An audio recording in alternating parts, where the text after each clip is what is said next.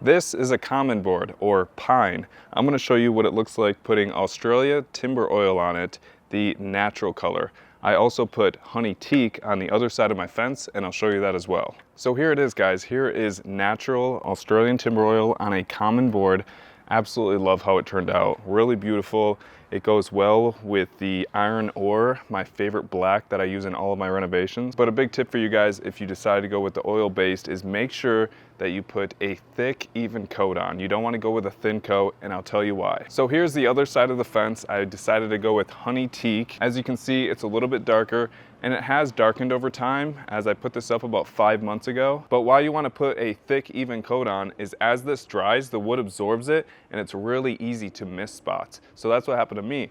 I put the coat on, I swear I didn't miss any spots, and then all of a sudden I noticed some bare spots, so then I went back and I put some more oil on there, but you can see those. So if you guys let it dry and you put more oil on it, you're gonna see where you put the oil on because it's gonna appear darker. And it's not the end of the world, it still looks great. Of course, you want it to look its best, and it would be much better if I just did a thick, even coat like the other side. I use the rough side of the wood as the part that's showing because I figure, you use the rough side, it's gonna absorb so much more oil. There's a lot more surface area on the rough side of the board. Maybe it'll work, maybe it won't, but it'll definitely hold a lot more oil. And if oil protects your wood, common sense says that it's going to last a little bit longer, so that's why I use the rough side. And you might be wondering, why did I go oil-based instead of water-based? So the main reason I went with a oil-based is because the oil actually penetrates the wood.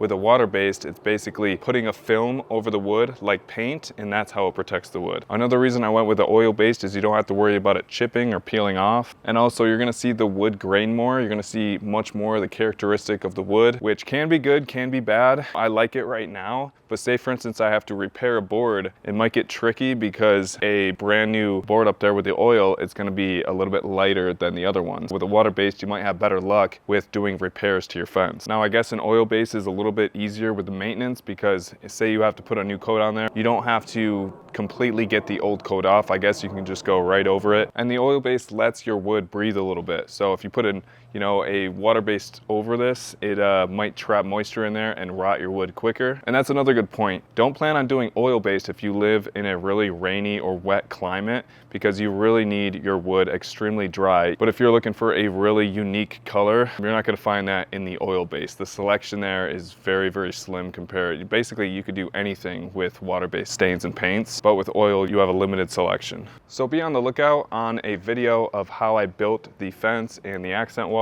I already have a video on how to design sail shades, but if you got anything from this video, give the video a thumbs up, and yeah, I hope you liked it, and I'll see you guys next time.